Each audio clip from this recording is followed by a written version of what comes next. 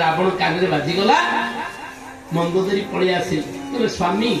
समस्ते गले हेरी मो कथा टिके शुणमनि रावण हूँ महाज्ञानी कला ना ना को जगह स्त्री कथा शुणम को जगह शुणम ना शुणा माँ मैंने ना बाधिब कि हरी बोल माँ मैंने कहे आर वर्ष कैंसल कर आ डाकनी खाली आमरी भी घरे कहते नाई मोर माँ मान कहूनी शास्त्र में जहाँ अच्छी विचार कर संसार भितर स्त्री मान कथा केतबले शुणमनि जितेबले सी कौन कर आगे गोटे कथा कहे शुणनी तुम माँ एमती कहले सीमती कहले बारंबार खाली कौन करेंगे कम्प्लेन देवे एक कान पूरे बाहर कर दो पुणी 15 दिन सांगे सांगे किसी कर प्रतिकार 15 दिन पर आउ थे कहे तो मुझे खाली एमती कहूली तो कौन कहलटी न शुणला भाई द्वितीय थर शुणे तापर कौन करेंगे विचार करेंगे परिवार हित कहूँ ना अहित कहूँ ये अभड़ार भड़ार रही कहीं कहूँ ये कौन पे घर छाड़ आम हित ना अहित आउ टे चिंता करेंगे तृतीय विचार करी आग बुझेबे ना ना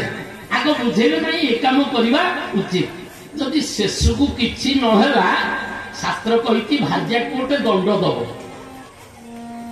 माँ मैंने कहे आमको बाड़े बोली पंडित कहले कौन दंड कहले कहार कौ प्रकार दंड कितने सुंदर नीति शास्त्र मनोहर से कहते कहले दासी मुंडम लांडी मुंडम विप्र दंडम अनादरम भाज्या दंडम पृथक सत्या मित्र दंडम मनांतरम कहले दासी मुंडम लांडी मुंडम दासी जदि किसी भूल कला ता चुट्टी काटिक छाड़ भागवत महाभारत कहार चुट्टी कटा होता किए एमती भूल करते जड़े ब्राह्मण पुओ भूल करदे चुट्टी काटिक मणि हरण कर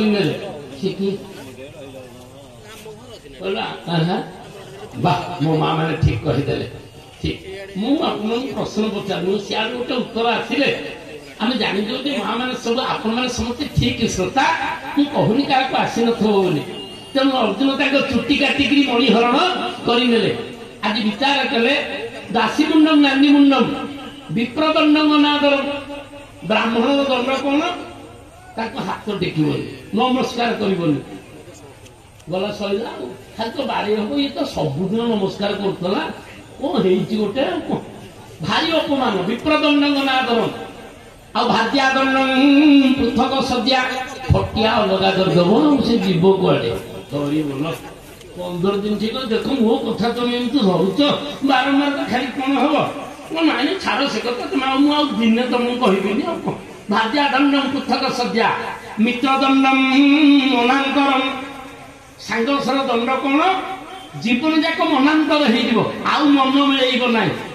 हैंडसेक खाली कर लोक देखाणिया आउ सत कथा आगे कह शास्त्र विचार देले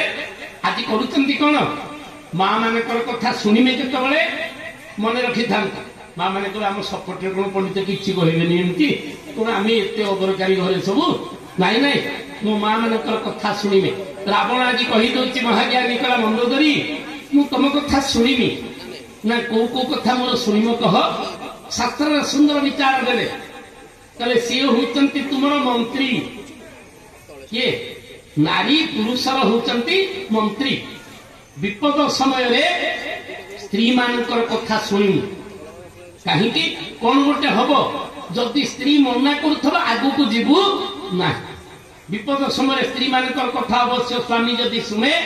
ताले विपद टे मुक्त हो जाए। तेणु बड़ कथा हूँ स्वामी को रक्षा कर अधिकार कार थाए स्त्री थाए। रावण कहला कहल कौन तो मत कहूच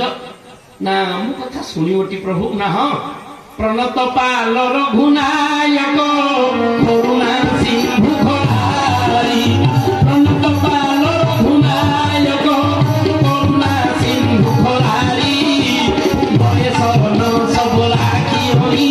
तब अपराध विसारी बोलो श्री राम जय राम जय जय राम श्री राम जय राम जय राम श्री राम जय राम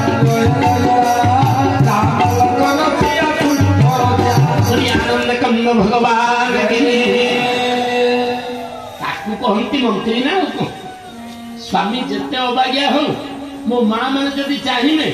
सी घर को आने चारि गोड़िया दिगोड़िया पानी फल धला कोड़ी पूरे तो दबनी आदि ये खाली कहते एत रोजगार कर तुमको धला कोड़िया दिखी मिलूनी बजार में गंडे आनु हरी हामिलटे कर दिंते शास्त्र विचार देले सी होती मंत्री। रावण कही कहले कहले प्रभे स्वामी गोटे कथा कहती ना कौन ना राम होती भगवान मानी जा प्रणत पाल रघुनायक करुणा